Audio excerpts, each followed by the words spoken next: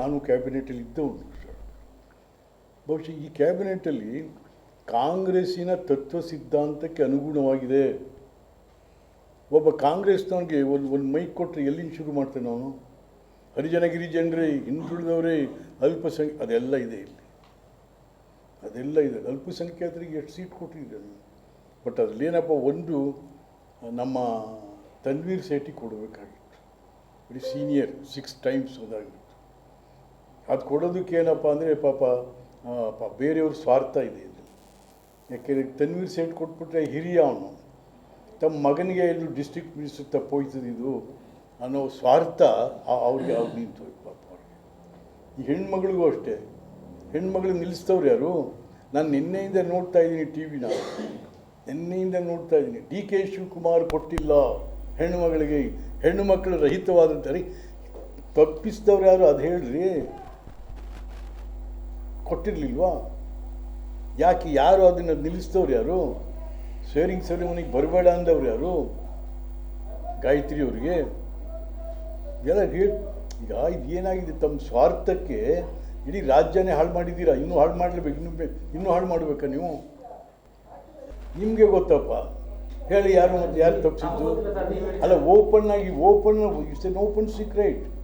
ಆ ಹೆಣ್ಮಗಳಿಗೆ ನೀ ಚಾರ್ಜ್ ತಗೋಬೇಡ ಹಾಗೆ ಹೀಗೆ ಅಂತ ಗಟ್ಟರ್ ಹಾಕ್ತವೆ ನಮ್ಮೂರವ್ರೆ ಮಾಜಿಗಳು. ಮಹಾದೇವಪ್ಪ ಚೀಫ್ ಮಿನಿಸ್ಟರ್ ಆಗಿದ್ರಿ ಅಂದರೆ ಮತ್ತೆ ಅದೇ ತಪ್ಪಿಸ್ತವ್ರು ಯಾರಂದ್ರೆ ಮಾಜಿ ಮುಖ್ಯಮಂತ್ರಿ. ನಿಮಗೆ ಗೊತ್ತಿದೆ ಅದು. ಅಲ್ಲ, ಈಗ ನೋಡಿ ಟಿ ವಿಲೆಲ್ಲ ಬಂತು, ನೀನು ಹೋಗಿ ಏನಾದ್ರು ಚಾರ್ಜ್ ಗೀರ್ ತಗೋಬೇಡ, ನಡಿ ಮನೆಗೆ ಅಂದವ್ರು ಯಾರು? DK ಶಿವಕುಮಾರ್ನ. DK ಶಿವಕುಮಾರ ಕೊಟ್ಟಿದ್ದ ಕಸಿದವ್ರು ಯಾರು? ಹೆಣ್ಮಕ್ಳಿಗೆ. ಅವ್ರಿಗೆ ಏನಪ್ಪ ಅಂದರೆ,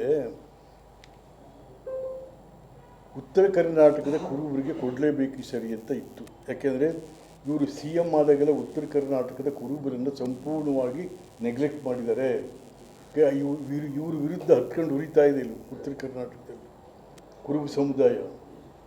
ಒಬ್ಬರಿಗೂ ಕೊಡಲಿಲ್ಲ ಅಲ್ಲಿ ಮಂತ್ರಿಗಿರಿನ ಇವರು. ಇಲ್ಲಿ ಇವ್ರ ಮಗನ ಕೊಟ್ಕೊಂಡ್ರು, ಇನ್ಯಾವರು ಇವ್ರ ಖಾಸಗಿ ಖಜಾನೆ ಚೀಫ್ ಅವನ್ಯಾರು ಅವನಿಗೆ ಕೊಟ್ಟರು. ಎಂಥವನವನು? ಅವನಿಗೆ ಬೆಂಗಳೂರು. ಬೇರೆಯವ್ರಿಗೆ ಕೊಡಬೇಡ್ವೆ? ಅದು ಪಾಪ ಈ ಯಮ್ಮನಿಗೆ ಕೊಡಿ ಅಂದವರು ಇವರೇ. ಆಮೇಲೆ ಸ್ವಲ್ಪ ಗಲಾಟೆ ಬೇರೆ, ಯಾರು ಹೇಳ್ದವ್ರು ಕೊಡುವಂತ, ಯಾರು ಹೇಳ್ದವ್ರು ಕೊಡುವಂತ. ಈ ಇಬ್ಬಂದಿ ನಾಟಕಗಳು, ಸ್ವಾರ್ಥ ಬಿಡಬೇಕು. ಅಲ್ಲ, ಹೈಕಮಾಂಡು ಇಂಟರ್ವೆನ್ಷನ್ ಬೇಡ ಅಂತ ನಾನು ಹೇಳೋದು. ಹೈಕಮಾಂಡ್ ಇಂಟರ್ವೆನ್ಷನ್ ಸಾಕು.